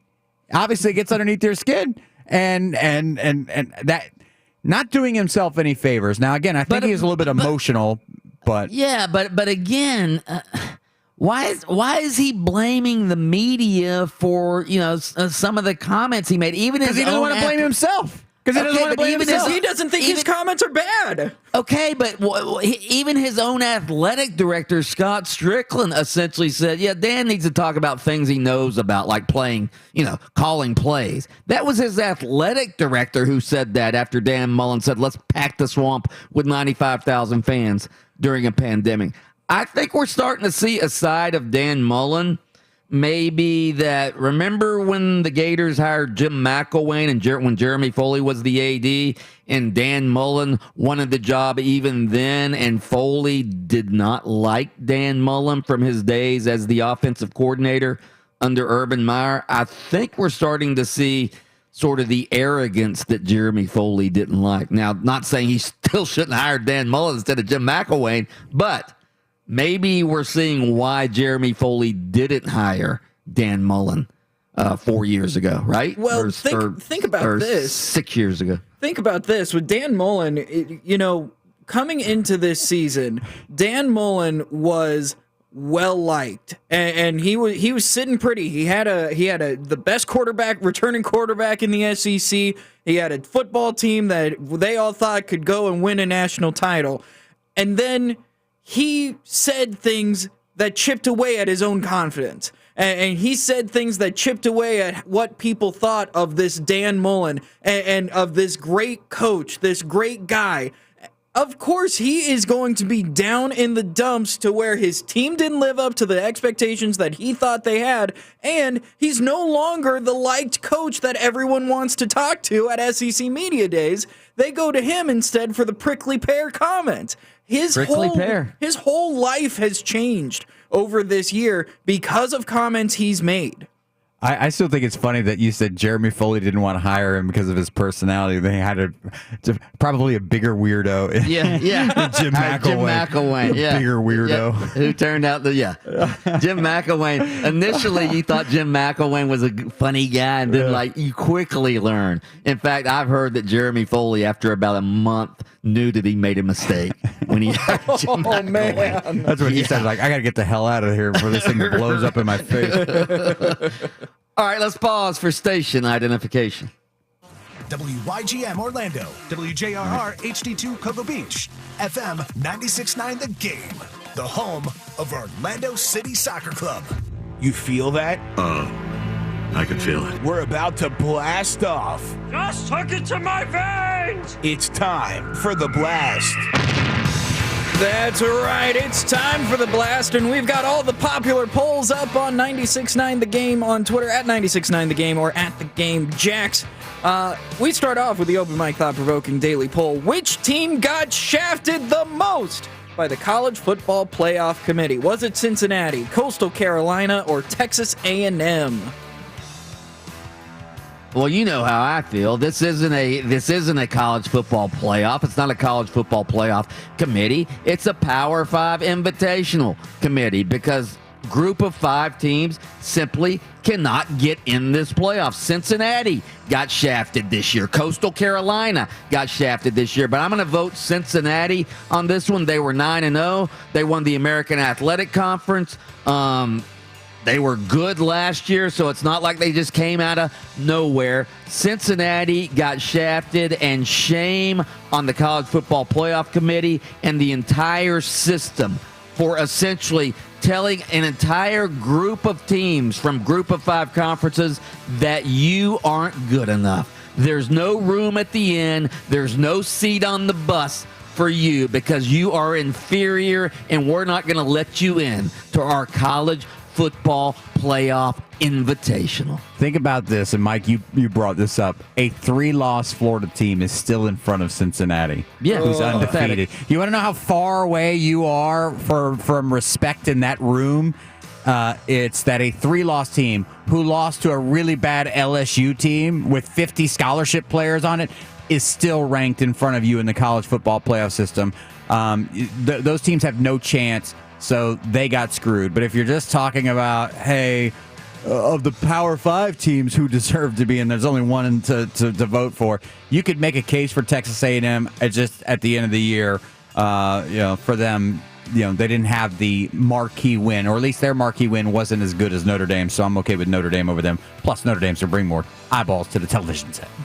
48% of the vote says Cincinnati, followed closely with 42% of the vote with Texas A&M. Coastal Carolina getting no love. Disappointing. The Chanticleers.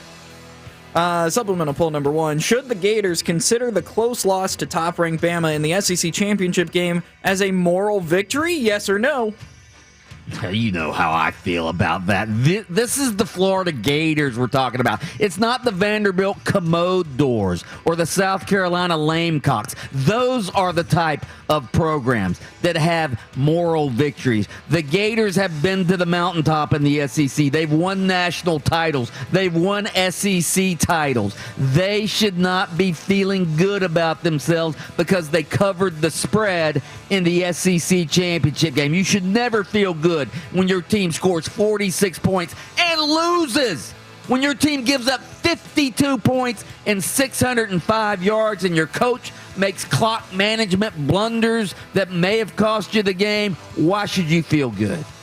Yeah, I mean, with the exception of if you took Florida and got the 16 points, that's the only time you can feel happy about these moral victories because they become financial victories for you. But other than that, listen, Florida is a proud football program.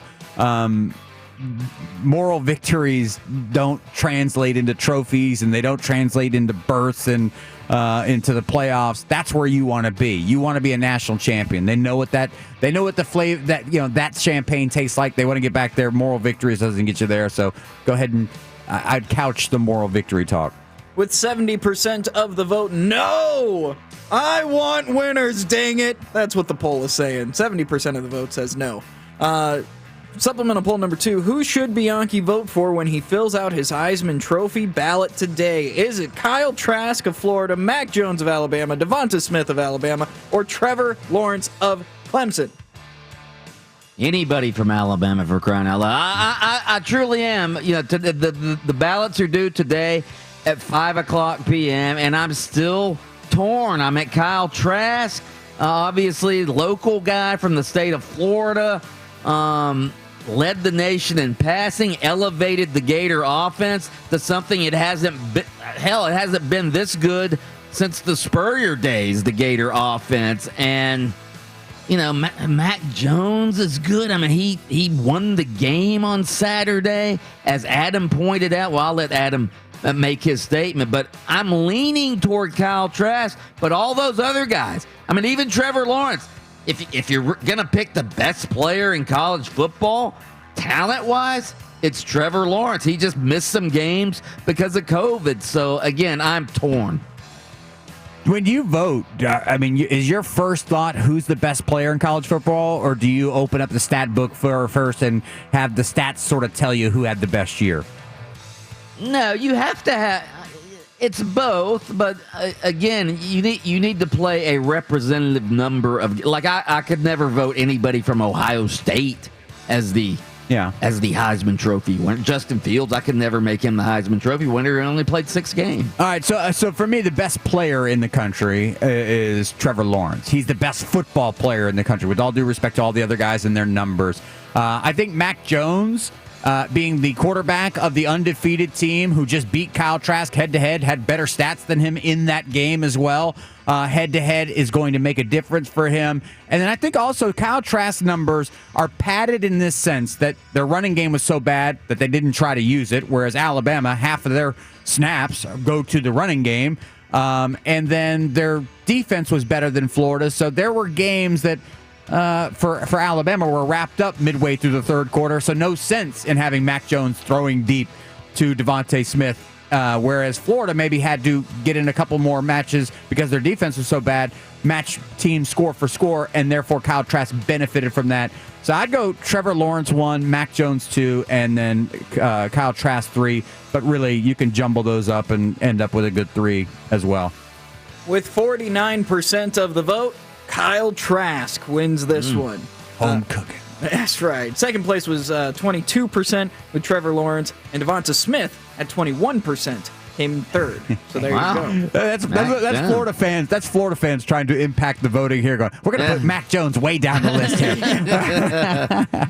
Supplemental poll number 3. Which of the Orlando Bowl matchups most intrigues you? Is it Liberty versus Coastal Carolina in the Cure Bowl, Oklahoma State versus Miami in the Cheez-It Bowl, or Auburn versus Northwestern in the Citrus Bowl?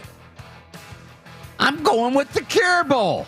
Liberty versus Coastal Carolina. Liberty, of course, great storyline with Hugh Freeze as the coach, trying to rehabilitate his image. He's turned that program around. Coastal Carolina, the Cinderella, the darling of college football this year. I think the little old Cure Bowl has the best bowl matchup in the city of Orlando this year. I'll agree with that. As much as people think, he's going to pick the Miami game. That's what I thought. First of all, after our defense gave up 60 and like 10,000 yards rushing in a game, I don't think I'm too excited to see our defense play against a Mike Gundy coached offense. Both defensive ends for Miami have opted out, and so they won't play in the game. Jalen Phillips is going to the NFL. This is Roche, who is a transfer in from Temple. So, so give me that game. That game is that a game? And I heard Mark Daniels maybe tip this off. That was supposed to be the championship game of their conference, right? And then that game got moved. So these are canceled. Got canceled. So they're going to actually play that game. So this game kind of means something too. Yeah. Finally, a bowl game that means something. It's not in the playoffs. So I'll take that as well. With 53% of the vote, the Cure Bowl wins this one. Good for them. There you have it. Good for the Cure Bowl. That's Jamie Say's matchup. She's on the Cure Bowl board, I believe. And she's on the radio call, play by play as well, right? Yeah. I think she created that matchup. Oh, yeah. All right. Yeah. Kudos. Hell yeah. Supplemental poll number 4. Now that the Jets have won a game and the Jaguars have the inside track to draft Trevor Lawrence, should the Jags start kicker Aldrich Rojas at quarterback for the final 2 games of the season? Yes or no? Absolutely, they should. They should start their kicker. They should start their punter. They should start their right guard. They should do everything in their power to make sure that they don't pull an Adam Gase and end up winning one of these final 2 games against the Bears and the Indianapolis Colts. No way, no how. They should Again, they should make a mockery of these final 2 games and let everybody play the position. Make it like Little League Baseball. Let everybody play the position they want to play. No, you can't do that. This is the NFL. The integrity of the league and the shield is way too important. But you could do something really stupid like this to make sure you don't win a game. Rotate your quarterbacks. That'd be really dumb. And that may not look like you're trying to throw the game because you still got quarterbacks playing, but nobody in the NFL would ever do something that silly. Or, maybe start a stiff like Mike Glennon. Yeah, but then rotate him around. You got to get Jake Luton in there. 79. Okay, yeah, if you want to do that, that's fine. Yeah. See?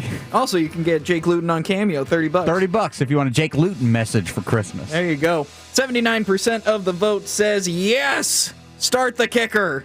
And finally, start the kicker. By the way, I don't think Liberty is in the Sun Belt Conference. Oh, okay. So it's not. Yeah, Coastal Carolina is in the Sun Belt. It was going to be Coastal Carolina versus Louisiana. Oh, that's what it was. That's what you mentioned. Oh, okay. All right. So this game doesn't mean anything. Okay, fine. I'll go to the Miami game, seeing how I'm local. Maybe I can go to it. And finally, the Would You Rather poll. Would you rather only be allowed to listen to Christmas music year-round or only be allowed to listen to classical music? No brainer. Oh, you know how I feel about that. I would like to be able to leave Christmas lights up all year around and also play Christmas music all year round. It's not a would you rather. I would rather listen to Christmas music all year round than any other style of music. Whoa! If we only had Christmas music, I would be happy. Seeing how one of my favorite songs ever is Mozart's Requiem in D minor. Goodness. I'm a big the deceptive intellect. There he is. Tchaikovsky's 1812 Overture. Maybe you've heard of it. Okay. A little Wagner, if you will. You guys would call him Wagner. It's Wagner, okay? And honestly, I know more words to classical songs than I do Christmas songs, and there's no words in classical songs. Isn't Wagner? Aren't they in the Sun Belt Conference? Yeah, Wagner. I think they are. Yeah, classical for me, please. Thank you. 55% of the vote says classical music, but it was close. Yeah. There you have it. The Bianchi Blast. No, it's not the Bianchi Blast anymore. It's just the blast. Just the blast. All right, straight ahead, we may have an interview on tap. If not, we're going to get back into all the football action in the NFL. That's coming your way next on Open Mic. Open Mic. We'll be back in a couple minutes. I'm sorry. Extremely sorry. Don't be sorry, Tim Tebow. I'm not sorry. Anytime I walk into Aggressive Appliances, if you are looking for an appliance, if you're looking for the best appliances in Orlando, if you're looking for the most appliances in Orlando, you need to check out my good friends at Aggressive Appliances. Why do I say they have the most appliances? Very simply, they have built the largest appliance showroom in all of Central Florida. 20,000 square feet of appliances in that showroom. You can see how they look. You can hear how they sound. They're plugged in, ready for you to try out. They'll even let you try them out right there in the showroom. If you are in the market for appliances, all I ask, just check these guys out before you make your purchase. You will not be sorry. And don't forget to tell them the Bulldog sent you. You can find them at aggressiveappliances.com. That's aggressiveappliances.com. Brought to you by Valvoline. Instant oil change? Go to getyouroilchange.com. This report is sponsored by Lowe's. I-4 is in pretty good shape, but we have very slow traffic southbound on the Greenway from the Lake Jessup Bridge into State Road 434. All the traffic here is being diverted off because of an accident blocking all the lanes southbound on the Greenway north of Red Bug Lake Road. We also have northbound rubbernecking delays, and there's an overturned vehicle in the right lane southbound on I-95 south of I-4. See traffic problems? Call the SafeTouchSecurity.com traffic tip line at 866-676-8477. From the Traffic Center, I'm Daisy Ash. Your crew has worked hard this year, so why not show your appreciation with a gift from Lowe's? Choose from brands like DeWalt, Metabo, HPT, Yeti, and more. While you're at it, get something for yourself, too. Shop in-store or at lowesforpros.com. While supplies last, U.S. only. Here we go!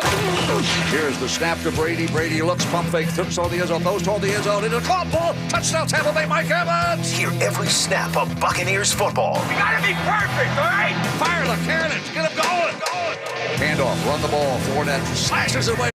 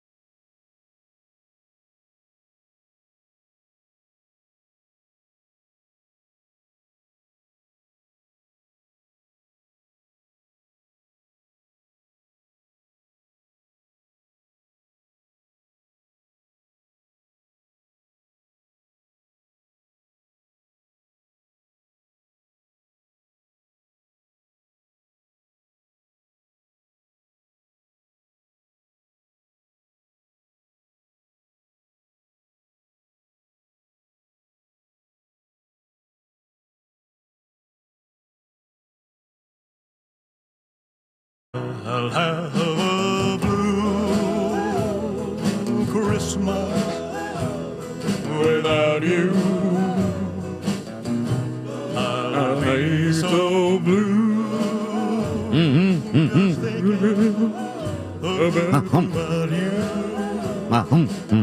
Glad you played this, Austin Pistolka, because we've been getting requests on our text line.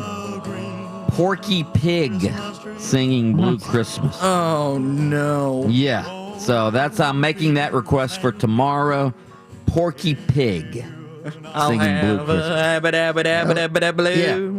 Yeah. It'll be funny. It'll be funny. I love that that's the go-to for this show now. It's not like, oh man, we'll enjoy the song. We love this Christmas. No, it'll be funny. Yeah. Were you singing? I was. Okay, because I listen on 2 headphones because of the delay, but I could have swore to God I heard you singing. Your Elvis voice is mediocre to strong. I will take that. I will take mediocre to strong. Thank you so much. All right, it's a Game Balls and Goop Balls Monday morning. We've been handing out Game Balls and Goop Balls all morning long. Earlier this morning, I handed out a game ball, and I don't normally hand out game balls to college football coaches because I think they're selfish. I think they're greedy. I think they're cheaters a lot of times. I think they only think about themselves. They don't really worry about their student athletes that much unless it's helping them to win games. But I gave a game ball earlier to Notre Dame coach Brian Kelly and Clemson coach Dabo Swinney for saying how ridiculous it was for one of the college football playoff semifinals to be held at the Rose Bowl out in California. Now, I love the Rose Bowl. I've been there. I've covered games there. It's beautiful, obviously a storied setting in college football. But right now, the Rose Bowl, nor any stadiums in California, are allowing any fans, all right? They're not allowing fans to attend games because of the COVID-19 protocols. So the Rose Bowl would have held a semifinal without the families of the players being able to come and watch their sons compete in the biggest game of their lives. So here was Brian Kelly talking about that on Friday, I believe. I'm not sure we'll play in the playoffs if parents can't be there. Why would we play if you can't have the families at the game? So a bowl game, yeah, we would opt out. If you can't have families at bowl games, I mean, why would you go to a game where your families can't be part of it? What's the sense of playing a game, in an area of the country where, you know what I mean, nobody can be part of it? Okay, so that was Brian Kelly. All right, Dabo Swinney, not as strong as Brian Kelly, but here's what Dabo Swinney said. You try to have fairness for the 4 playoff teams. There's plenty of venues where you can have fans and have an atmosphere for these kids who've worked all year. You certainly can have families. I think it would be really sad at this point to be in a playoff game and these players' families couldn't be there. I figured out right there why I don't want to give Dabo Swinney the standing ovation. Why? Because like you said in your lead-in as to why you don't give coaches the game balls very often, his first thought was not about the players or their families getting to watch their players. His first thought was, well, the atmosphere, we need the atmosphere to get juiced up to win the game. That's why. That's why he doesn't get the standing ovation. But Brian Kelly. Play the other Dabo clip that we had. Do you have that one? It makes no sense to me to put a bunch of kids on a plane and fly them all the way to California to play in an empty stadium. It makes zero sense when you have plenty of stadiums right here where you can have fans. And most importantly, you can have families.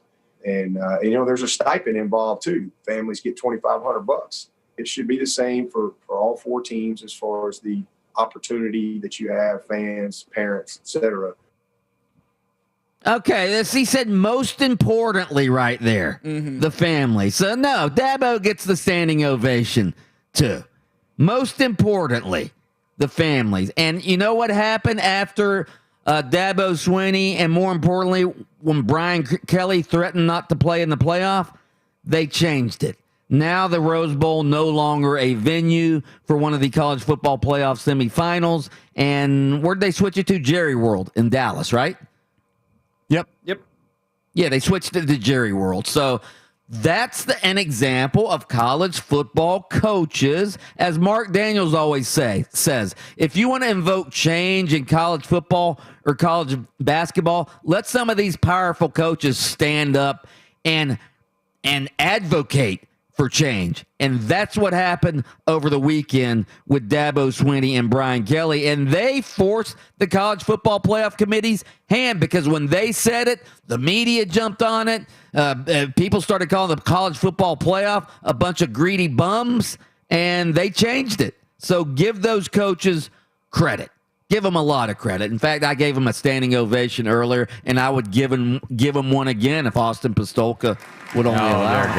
There it goes. There you go. It's going to be a quick fade, though.